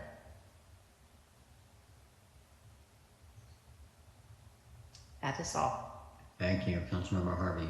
Councilmember Sparks? Thank you. I wanted to talk about my work on the Health Action Committee. I have learned that a tiny, tiny sliver of Cotati is part of the Petaluma Health District, which is a Health Action chapter. It's a very small part of Cotati on the west side, north of 116. But nevertheless, a little piece of this is part of that Health Action chapter. So I was attending the Community Health Initiative of the Petaluma area, CHIPA, Mental Health and Substance Abuse Work Group. And they presented a really interesting survey that was done by a group called Youth Truth that did a just absolutely extensive survey of thousands and thousands of students, parents, and employees throughout our school districts in Sonoma County. They asked us to consider a couple questions during this presentation of the data that they got back, one of which was, in what ways might this data inform changes that you or your organization could make to strengthen your community? So I've really been thinking a lot about that, and I wanted to just share some of the statistics that were really the most surprising to me. And one of them was that they asked high school students, how much do they feel that they belong in their community? And through COVID, it has dropped to about 34% of high school students say that they have a sense of belonging within their community, which is way lower than the national average. And even with COVID, there was a question about how students were able to participate in online learning and what the barriers were to them to being learning effectively in an online environment. And the most common answer, a lot of people thought it would be problems with internet access or devices or things like that, but really the most common answer was feelings of stress, depression, or anxiety were preventing people from being able to learn in an online environment. And since it is Pride Month, I wanted to point out one of the most troubling statistics that I learned in that, which was that the breakdown of how much stress, anxiety, and depression were affecting students, whether they were straight or gay, was really a pronounced difference. So straight students reported 64% of high school straight students said that feelings of stress, depression, or anxiety were preventing them from learning effectively, but 90% of gay students said that. So I was just really shocked by that disparity, and 82% of gay middle school students said that feelings of stress, depression, and anxiety were the largest barrier to their being able to learn. So that's a major disparity that exists in our community, and I'm really thinking hard about what we can do about that. Another area of disproportionate impact was internet access among students who were English language learners. 37% of them cited lack of internet access as one of the biggest barriers to being able to learn effectively. versus non-English language learners, it was a little lower at 28%. So there's a little bit of an equity gap there with internet access. And probably the most troubling thing that I heard that was really heartbreaking was that they surveyed students about whether the fires had significantly impacted them in the last few years and whether COVID had significantly impacted them or their families in the last few years. And those who said that the fires had significantly impacted them, 19% of those students said they had seriously considered suicide in the last 12 months. And I was just really heartbroken to learn that number. So I'm going to continue to work on this and within the education committee, and I hope to report back to you. But if you want to take a look at that Youth Truth survey, I can send out a link.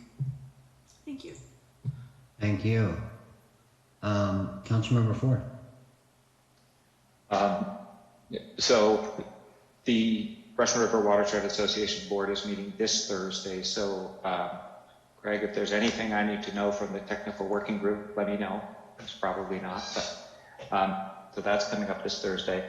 And on City Manager Obid's report, I bike to all of the Energizer stations on the bike to wherever day. And while Katati Station was great, we got to work on our treats if we want to keep up with the community market station in Sebastopol. So let's pick it up next year. Thanks. Oh, and I need to mention that Councilmember Sparks was one of the volunteers at the Katati Station, so thank you for being there. We didn't recognize each other with our masks at first. Thank you so much.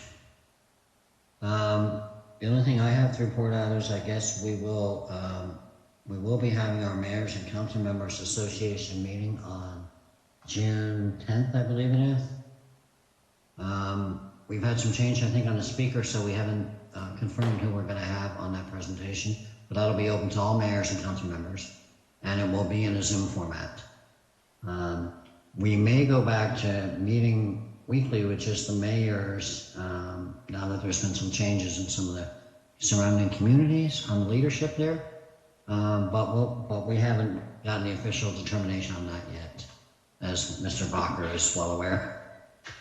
Do you know the time on the 10th? It is, we have the board meeting at 6 and then the general meeting at 7. Thanks. Yeah. And I think that's all I have to report out at this time. We are still doing our merger with Remif and Parsec to create that CIRA entity. There are some meetings coming up in August that are going to be pretty good size with the number of participants on that, so that'll be interesting. So we'll keep you posted on how that's going. And I don't have anything else to report out on that. And it looks like we don't have any further reports on that. So with that in mind, now we will go to public comment on that non-action agenda items with our non-attendees. That is correct. There will be no public comment. Thank you. Do we have any information received after the agenda was posted? Nothing further? Okay. And we will now go into our closed session and conference with real property negotiators, property APN 144320026, agency negotiator, Mr. Obid, city manager, and negotiating parties, David McDonald, City of Katati, negotiation price and terms of payment, real estate, I'm assuming. And then conference with legal counsel, existing litigation. Name of the case is Shoneman versus City of Katati. It is 8:58. We will resume closed session at 9:05. And I imagine that we have the link in our email for that closed session, or are we going to do a breakout on that? It's blinking on your Separate calendar. thing. Okay. Okay, I will keep this open and close my video and mute and open up that new link for the closed session. And we'll be there at 9:05. Yes, I believe it'll force you to leave this meeting and then rejoin it. Lauren will keep this meeting open so we can rejoin after closed session. Thank you.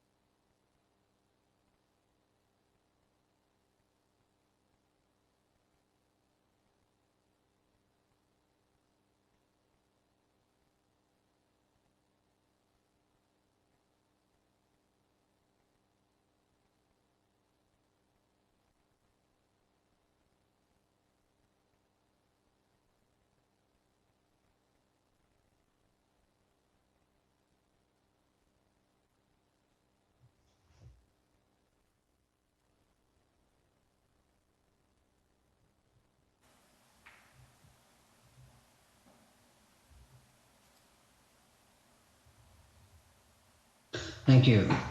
Do we have everybody in here? I think so. Okay, we are done with closed session, and we have nothing to report out on that. That would be the end of our meeting, and we will adjourn for now at 9:46 p.m. Thank you all very much. Have a great Memorial Day weekend. I'm out of town, so I won't be able to attend the flag ceremony, but if you guys are available, that'd be great. Gonna be there, no problem. All right. Thanks all. Had it in the day planner. That was a good offer. You guys take care. Thank you. Good night.